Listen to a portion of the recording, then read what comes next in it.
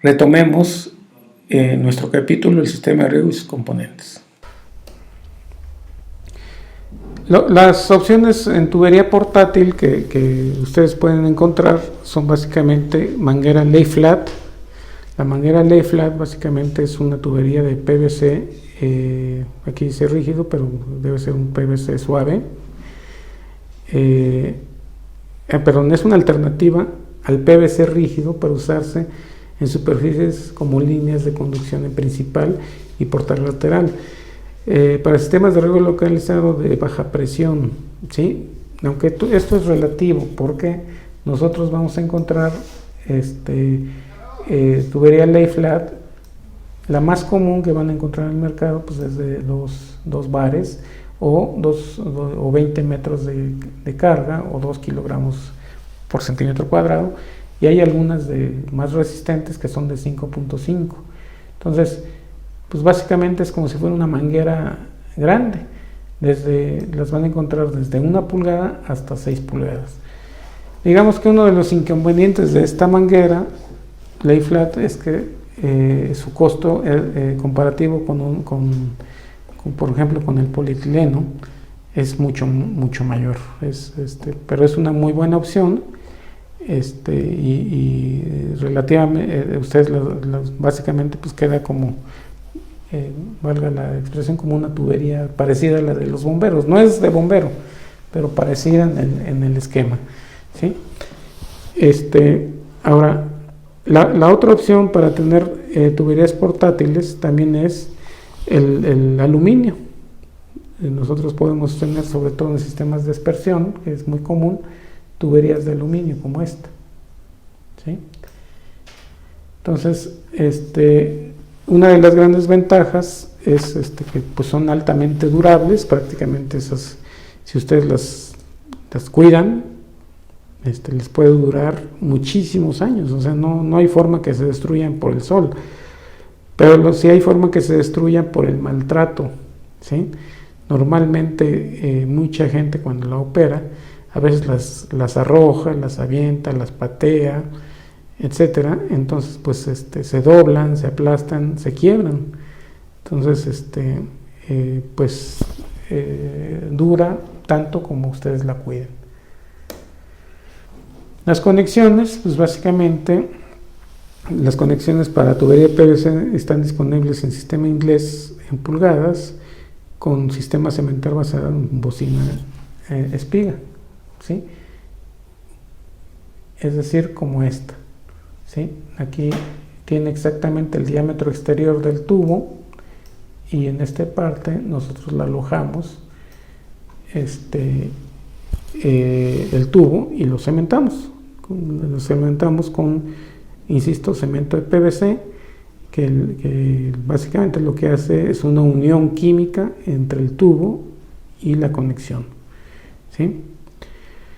Y tenemos aquí un ejemplo de distintas conexiones. Una T básicamente lo que hace es bifurcar el flujo. Tenemos un codo, que es básicamente un cambio de dirección. Tenemos una cruz, pues que su nombre lo dice, es un crucero donde salen distintas líneas, que a veces en lugar de meterle una cruz, pues lo que hacemos es meter dos T's. Aquí tenemos una tuerca unión, que lo que nos permite es ensamblar y desensamblar ciertas partes del sistema de conducción por cuestiones de servicio. Aquí tenemos un tapón de PVC visto desde una vista frontal, y aquí tenemos un adaptador roscado. Básicamente nos sirve para hacer la transición hacia una rosca que puede ser, por ejemplo, la de la bomba, o de alguna válvula, o de algún equipo, ¿sí? Normalmente aquí en México el estándar de conexión se llama NPT.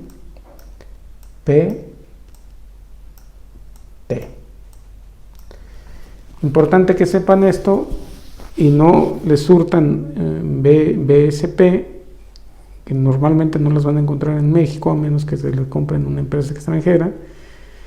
Pero el BSP es un estándar británico, que normalmente lo vamos a ver en Europa, y el NPT es el estándar americano, que es el que vamos a ver aquí en México. Para tuberías de mayores diámetros, van a ver muy comúnmente sistemas de esta forma, que básicamente es un nicho donde se aloja un anillo. Este anillo es básicamente un elastómero, que es lo que es como, es decir, una liga, ¿sí? Como una liga, que lo que va a hacer es hacer un sello hidráulico, ¿sí? Entonces ese sello pues es muy íntimo, y a medida que aumenta la presión se hace más fuerte el sello. Ese tipo de conexiones pues nos permite hacer una instalación más rápida y limpia en diámetros grandes. Yo les recomendaría que si alguna vez usan estos diámetros, los empiecen a usar a partir de 6 pulgadas o 160 milímetros. Nosotros también vamos a ver conexiones de fierro, ¿sí? Roscadas de fierro, como esta, normalmente en fierro galvanizado, ¿sí? Y estas las vamos a requerir sobre todo en algunos lugares donde haya una situación mecánica que nos estrese demasiado las conexiones de PVC. Una alternativa a estas conexiones, pensando en que usáramos PVC, serían las conexiones de cédula 80, pero no son tan comunes en el mercado. Es decir, si ustedes van a usar este tipo de conexiones, pues las vamos a ver más comúnmente, por ejemplo, en sus equipos de bombeo. No serían aptas para sus equipos de fertilización, porque prácticamente el fertilizante se las acabaría extraordinariamente rápido. Las conexiones de polipropileno son como estas que tenemos aquí, y básicamente son parecidas a las conexiones de polietileno, pero la diferencia es que es un poco más rígido, ¿sí? Básicamente la vamos a usar con sistemas de inserción, es decir, nosotros tenemos nuestro tubo, en este caso el polietileno, que es relativamente flexible, ¿sí? Entonces lo que se hace es se inserta esta espiga dentro en el interior del tubo, no es por el exterior sino en el interior, y se logra la unión hermética. Muchas veces, si yo pudiera tener aquí el tubo, a veces se les acompaña de algún sistema de sujeción, ¿sí? No es lo común en el riego este tipo de sistemas de sujeción. Lo que sí es común es solamente en estos casos. Por ejemplo, este sistema es un sistema que se llama de compresión, y este es un sistema de inserción, ¿sí? Básicamente ustedes ven que es el mismo sistema de inserción, pero con un anillo que comprime el tubo interna y externamente. Entonces esto es para asegurar que no se desacople la unión. Esta conexión que ustedes ven acá es sobre todo para cinta de riego. Es para hacer la transición entre un polietileno de baja densidad a una cinta de riego, ¿sí? Y vamos a tener que también tenemos sistemas de inserción como este, pero como válvula. Esta conexión que está aquí nos sirve para hacer la transición de un polietileno, por ejemplo, o de un PVC hacia las líneas laterales, ¿sí? Y este elemento que tenemos aquí nos sirve para ponerlo al final de las mangueras de las tuberías laterales. También existen otro tipo de sistemas de conexiones rápidas. Estos los hemos llegado a usar sobre todo en los equipos portátiles de bombeo, ¿sí? Y básicamente lo que tenemos es un nicho aquí, sobre lo cual se inserta este acople. Este entra aquí y con estas palanquitas que están acá, estas orejitas que están acá, que tienen una forma como de biela, se asegura rígidamente la unión. Y aquí tiene un sello de goma interiormente para evitar la fuga. Noten que aquí, por ejemplo, estamos usando este sistema de conexión rápida, y aquí, por ejemplo, una válvula de PVC para controlar el flujo. Esto, sobre todo, les es útil cuando ustedes están usando una conexión portátil, en este caso una tubería de 2 pulgadas, y que ustedes no quieren que se les venga el agua de regreso, sobre todo si el agua se está subiendo, ¿sí?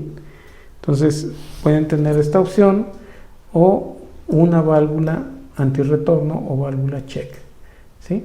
Pero esa es una opción que pues también puede resultar viable. Los siguientes dispositivos básicamente son los de control de flujo. Los dispositivos de control de flujo permiten precisamente lo que está indicado ahí, manejar el agua dentro de la conducción, ¿sí? Básicamente nosotros aquí presentamos 3 dispositivos: los direccionales o válvulas, los dispositivos de medición y algunos dispositivos auxiliares. Entre las válvulas vamos a encontrar válvulas de paso, de retención y algunos elementos de regulación de presión, ¿sí? Y básicamente, pues como su nombre lo dice, estos dispositivos controlan la dirección del flujo y se colocan en línea sobre la conducción. ¿Qué quiere decir en línea? Que son parte de la conducción misma, ¿no? El flujo transita sobre una misma línea a través de ellos. Permiten habilitar la apertura o cierre del flujo o fijar el gasto, la presión o la dirección del flujo, ¿sí?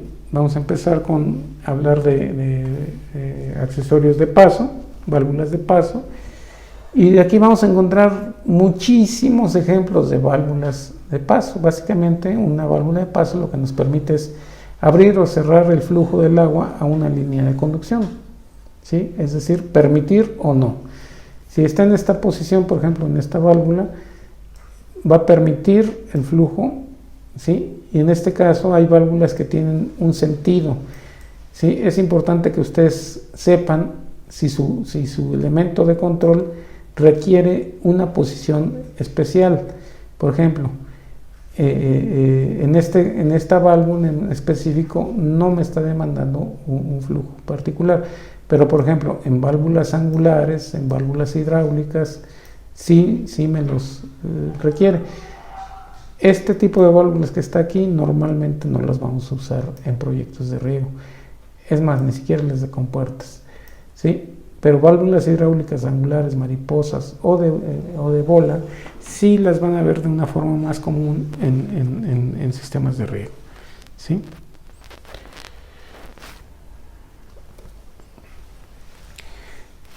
Las válvulas de retención, que también son conocidas como válvulas check, ¿sí? Básicamente nos permiten que el flujo lleve una dirección, pero nos previenen que el flujo se venga de reversa, ¿sí? Es decir, si yo pongo el símil aquí, vamos a pensar que el agua entra por acá. Cuando el agua viene en este sentido, ¿sí? Esta tapa se levanta y el flujo continúa. Pero vamos a pensar que yo cierro el tránsito del agua, apago mi bomba y el agua va de subida. Entonces lo que va a tratar de hacer es regresarse, ¿sí? Si el agua se regresa, lo que va a hacer el retorno es que puede provocar daños en mis equipos, ¿sí? El contraflujo puede provocar daños en mis equipos, como en los impulsores, en las bombas, etcétera, etcétera. Y a veces estos retornos son muy drásticos. Entonces, ¿qué es lo que se hace? Pues evitar con un dispositivo de control de flujo el retorno, ¿sí? La válvula más común que ustedes van a ver en el riego es la válvula de pie o la pichancha, que es esta, ¿sí? Entonces, estas válvulas de pie lo que van a hacer es asegurar que la columna de succión de su bomba se mantenga cargada. ¿Por qué? Porque ustedes no pueden hacer que la bomba tenga flujo si no está cebada la bomba. Entonces, pues, si no está cebada, pues simplemente va a estar girando en seco y pues eso daña la bomba, ¿sí? Y si no tienen este elemento de antirretorno, pues es muy difícil arrancar una bomba sin esta válvula. A veces ustedes van a notar que no pueden echar a andar su sistema, y a veces es porque se les atoró una ramita en esa válvula y lo que está haciendo es descargar las líneas. Siempre hay que cuidar que no pasen cosas como esa. Esta que tenemos aquí es una válvula tipo balancín. Esta también es tipo balancín o charnela o de compuerta, y esta es pichancha, ¿sí? Bueno, hay válvulas reguladoras de presión o sostenedoras de presión, y estas pues básicamente las usamos cuando nos interesa controlar cualquiera de los siguientes elementos. Regresando al tema del control del flujo, ustedes ven que aquí tiene una flecha. Estas válvulas sí es importante cómo las colocan, ¿sí? En este caso el flujo va de aquí a acá.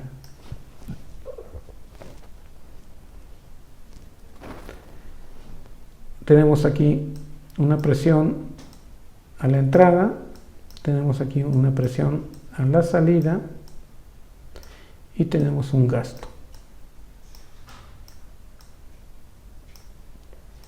¿sí?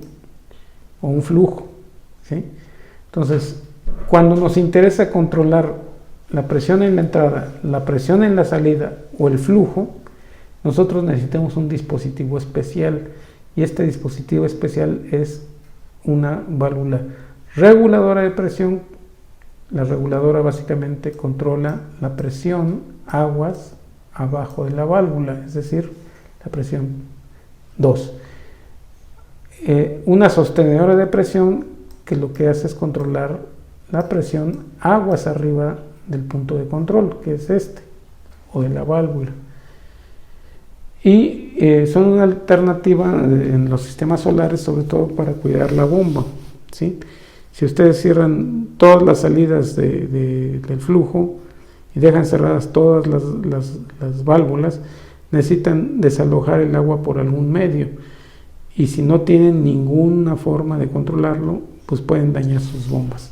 Entonces es bueno tener un dispositivo de seguridad de la presión, en este caso hidráulico.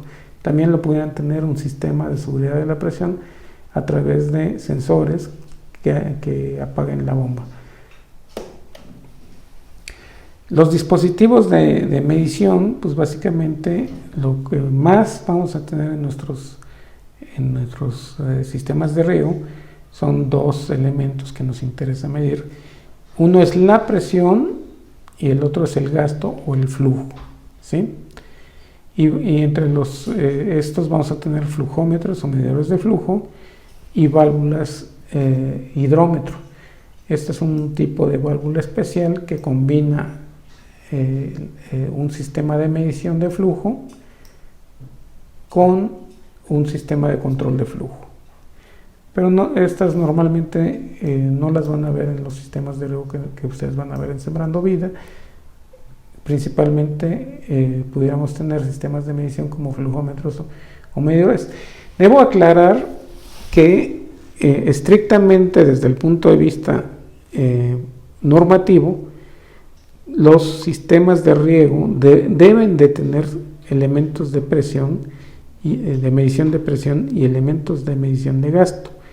Inclusive la ley de aguas solicita que se tengan los elementos, sobre todo el del gasto.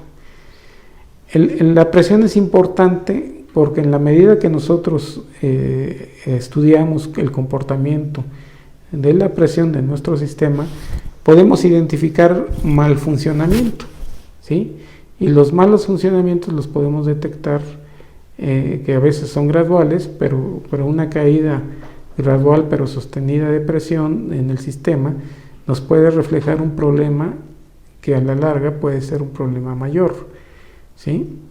Se recomienda tenerlos, sin embargo, desde el punto de vista de lineamiento, en el programa Sembrando Vida no son obligatorios. Aquí tenemos los medidores de flujo, ¿sí? Y básicamente tenemos dos tipos de medidores, ¿sí? Lo que llamamos medidores totalizadores o medidor de flujo a secas, que son como el que tenemos aquí.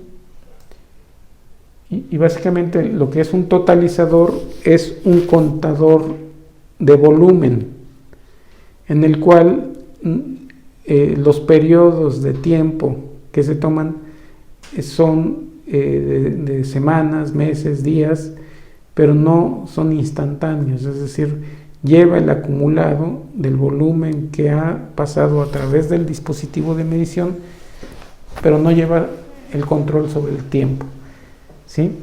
El otro es el flujómetro, que básicamente lo que mide es el gasto instantáneo. Y para ver la diferencia, este es un totalizador, ¿sí? Lo único que tiene, esto es parecido a lo que se tiene en las tomas domiciliarias de las casas, ¿sí? Y aquí ustedes van a ver que tienen un dispositivo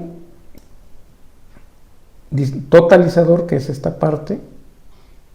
Aquí lleva el acumulado del gasto, pero nos da una lectura de gasto instantáneo, es decir, cuánta agua está pasando por segundo en nuestro sistema, ¿sí? Cuando ustedes se vuelven más profesionales en sus sistemas de riego, ustedes requieren necesariamente tener estos controles, ¿sí? El manómetro, pues digamos que el más común que vamos a encontrar en el sistema de riego es parecido a un manómetro Bordon, como el que se muestra ahí. Y los manómetros básicamente lo que hacen es medir la presión, ¿sí? Y ya dije, medir la presión para dos objetivos. Uno es monitorear en largo plazo la operación de los sistemas.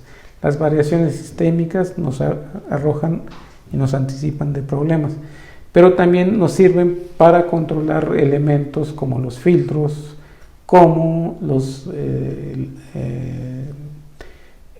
¿cómo se llaman? Los inyectores de fertilizante, y también las válvulas mismas, es decir, yo necesito estar seguro que las válvulas en sus puntos de operación están correctos para saber que se está haciendo el riego de forma correcta, ¿sí? Siempre debemos de procurar tener manómetros que tengan una escala dentro de los parámetros normales de operación de nuestro sistema.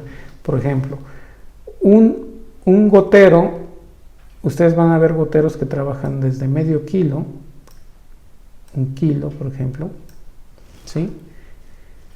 Eso sería un gotero.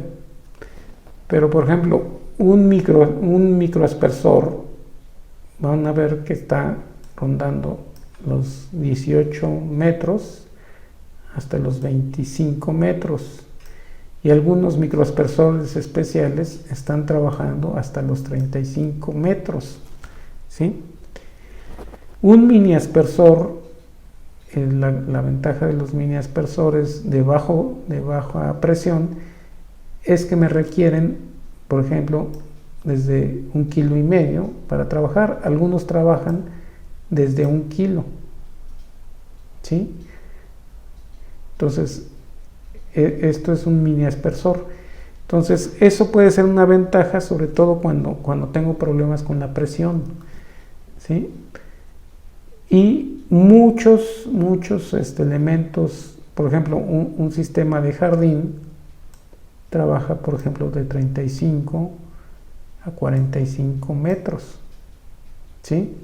Entonces, ustedes tengan cuidado con los aspersores con los que están trabajando. Trabajar por aquí quiere decir que necesito poca presión. Trabajar por aquí quiere decir que necesito mucha presión. Mucha presión quiere decir una bomba que trabaja más. Y eso es dinero, ¿sí? Es más energía y eso puede ser un factor en el dinero. Entonces, en nuestras propuestas estamos proponiendo mini aspersores que van a trabajar en este rango o microaspersores que van a estar trabajando en este rango, ¿sí? Ok.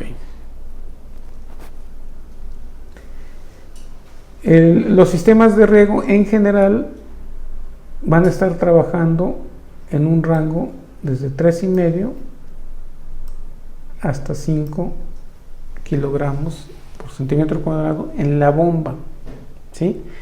Para el caso de nuestros proyectos en Sembrando Vida, vamos a estar trabajando en rangos que van de los 25 a los 35 metros de columna de agua o de los 2.5 a los 3.5 kilogramos por centímetro cuadrado o 2.5 a 3.5 bares, ¿sí? En ocasiones ustedes van a hablar de PSI o de libras, ¿sí? Entonces aquí tienen, por ejemplo, 1 kilogramo equivale a 14.2 libras,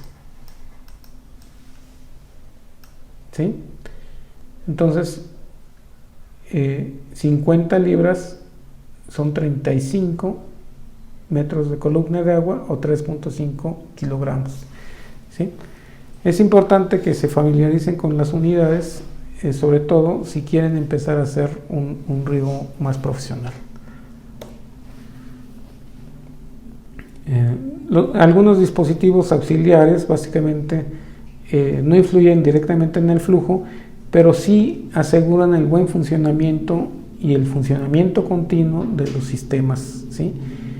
Básicamente, ¿qué elementos vamos a encontrar? Los más comunes que vamos a encontrar son válvulas de aire y válvulas de seguridad, ¿sí? ¿Cuáles son qué es una válvula de aire?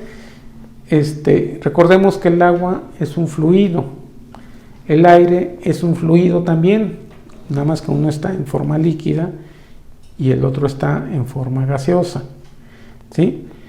Cuando la tubería se vacía o cuando la tubería se llena, lo que se hace es intercambiar agua por aire o viceversa, aire por agua, ¿sí? Entonces, cuando una tubería no tiene forma de hacer ese intercambio, pues lo que están haciendo ustedes es someter sus conducciones a condiciones que pueden llegar a ser hasta destructivas. O en otras ocasiones, el aire puede funcionar como un tapón, como una obstrucción física al flujo del agua, ¿sí? Si no tenemos forma de desalojar ese aire, lo que van a tener es un tapón, ¿sí? Y ustedes van a ver que nosotros, en el ejemplo más temprano que les mostré, teníamos válvulas de aire a la entrada y a la salida de nuestros cabezales de filtración, ¿sí? Y a la salida del cabezal de válvulas, ¿sí? Y vamos a tener básicamente dos tipos de válvulas de aire, la válvula de ventosa trifuncional y la válvula de ventosa cinética. La cinética es una cosa como esta. Por ejemplo, es una caniquita, ¿sí? Aquí tienen un sello de goma y lo que hace es que cuando empieza a llenarse la tubería con agua, el aire empieza a expulsarse por acá, ¿sí? A una presión de aire, esta caniquita sube y ya no baja hasta que la presión baja nuevamente. Estas válvulas se llaman cinéticas o de doble efecto. ¿Por qué doble efecto? Permiten la entrada de aire o permiten la salida de aire, normalmente en volúmenes grandes de aire. Hay otro tipo de válvula que se llama la trifuncional o automática. ¿Esta qué es lo que hace? Es una válvula, ustedes ven que tiene un sistema parecido, tiene un elemento que es como una bala, que en este caso tiene una forma de bala. Lo que hace es que cuando el aire llega en gran volumen, se desaloja por acá, ¿sí? Entra por los dos lados y se desaloja. Pero a medida que va llegando la presión, esta va subiendo, ¿sí? Igual que acá, esto sube y tapa, ¿sí? Este tapón se vuelve igual rígido, pero vamos a pensar que de repente este tiene una forma de contrapeso y se empieza a llenar de agua aquí. ¿Por qué creen que se sigue metiendo agua? Pues básicamente por los cambios de presión y los cambios de temperatura o aire que de por sí se quedó atrapado y encuentra una salida a través de los puntos más altos dentro del sistema. Ustedes por eso van a ver las válvulas de aire en los cambios de dirección o en los puntos altos de los sistemas, ¿sí? Entonces hay un pequeño contrapeso y este contrapeso lo que va a hacer es jalar este empaque, ¿sí? Y aunque el sistema esté a presión, va a soltar pequeñas bocanadas de aire. ¿Qué es lo que logramos? Eliminar todo el aire dentro del sistema. ¿Qué pasa cuando yo apago el sistema? Cuando yo apago el sistema, se va desalojando el espacio, el agua empieza a drenar y al empezar a drenar demanda la entrada del aire. Ustedes se pueden preguntar, ¿pero para qué quiero que entre aire? Pues la razón es muy simple. Si el aire no entra, lo que va a tratar de hacer el sistema es de llenar esos espacios. Pero como no encuentra forma de llenar esos espacios, lo que va a hacer es, se va a aplastar la tubería, ¿sí? Entonces, si se aplasta, pues su sistema colapsó. Y al revés, cuando hay golpes de aire, si el golpe es muy fuerte, la tubería se puede colapsar, pero por ruptura, ¿sí? Entonces, nos evita las implosiones, es decir, el colapso por compresión o el colapso por explosión, ¿sí? Entonces, para eso sirven estas válvulas. Finalmente, pues llegamos al emisor. El emisor es el dispositivo que está diseñado para distribuir y suministrar el agua sobre el suelo o la planta, ¿sí? El emisor es el punto de partida para el cálculo del gasto y la carga total del sistema, ¿sí?